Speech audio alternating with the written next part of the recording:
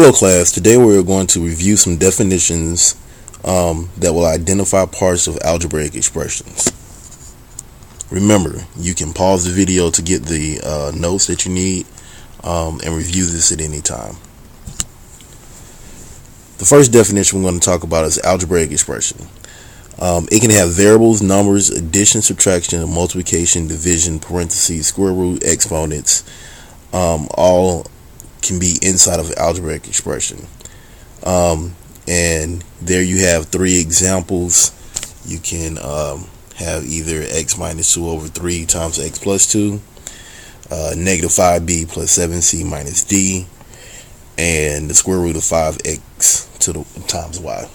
All three of those are examples.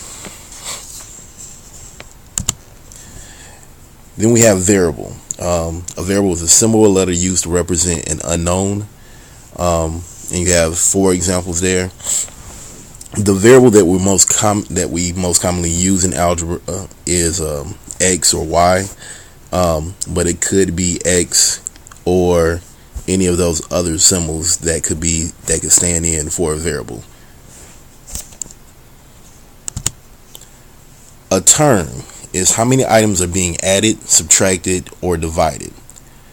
So if we look at the examples here, we have 5a squared minus 2xy plus 3. If we look at that, how many terms do we have? If you said 3, you are correct. And if you look at the second, we have p minus 2x over a squared plus b. The number of terms in this example is 4. You have the p, the 2x, the a squared, and the b. Now, like terms, we need to make sure we understand what those are. It's a very important concept to understand as we do really everything in this course. And it must have the same variable raised to the same power. So if you look at the examples below, we have 5x squared times y and 8x squared times y. The variable part of it is x to the second power, and the y, so that is the like term. So we're just looking at the variable and the exponent to find the like term. Next, we have coefficient, and a coefficient is simply the number in front of a variable. So if I look at the examples, 123xy, the coefficient then would be the 123. If you look at the second example, our coefficient would be 9. And the third example we have, where we just have x, it looks like we have no coefficient, but actually anytime there's a variable by itself, the number that is in front of it is a 1. That's a very important concept to remember. Next, we're going to talk about exponents. It is the number up in the air next to a base. The number of times what it stands for is the number of times you multiply something times itself. So, an example, if we have 2 with a little 3 above it, which we would say is 2 to the third power, 2 cubed, that is, if we were looking and trying to decide which one is the exponent, it is the 3. X to the 12th power, the 12 is the exponent. And we have negative 3y to the 4th power plus 7. The only exponent that we have in there is the 4. A base, it is what the exponent sits on, the part that has been raised to a power. So still, you can look at those exact same examples. If we look at 2 to the third power, if we're trying to figure out what the base is, this time it is the 2. X to the 12th, our base would be x. And negative 3y to the 4th plus 7. Some people would think that the base is negative 3y, but it is actually just the y, because that's the only thing that the exponent is actually making contact with. Then we have a constant. A constant is a number that has no variable. It can be positive or negative. An example of a constant would be negative 42. And if you look at the second example, you have 3x plus 5. The constant in that particular one would be the 5.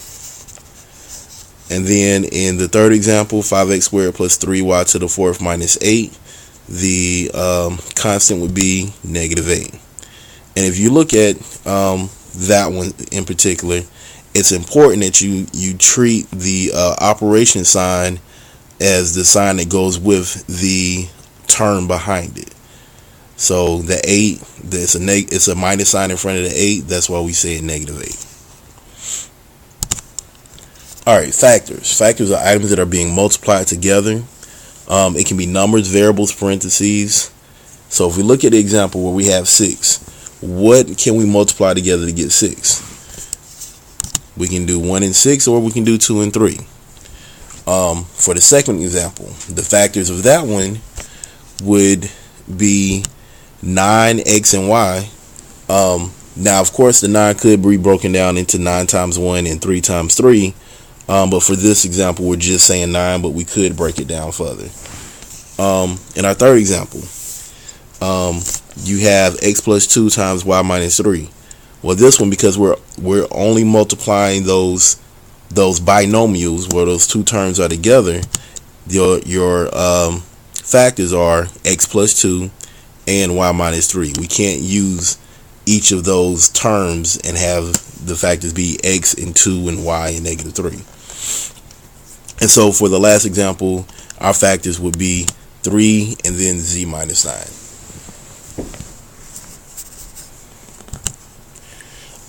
All right, now order of operations. Most of us learn how to remember order operations using either Please Excuse My Dear Aunt Sally or PEMDAS. And it's very important that we still understand that. The great thing is the TI-36X Pro calculators that we use, they do order of operations for you. So you just have to make sure you understand how to put it in the calculator correctly. And if you don't know, please ask me. But of course, simplify inside the parentheses. Then you take care of your exponents. In order from left to right, do your multiplication or division. And in order from left to right, do your addition or subtraction. So if we were to try to solve this particular problem using order of operations, your answer would be -18. So you can try to do it by hand and see if you get -18. And if you don't get it, try to see if you can find where you made a mistake. All right, that is our lesson for today. The next thing we'll be talking about is translations.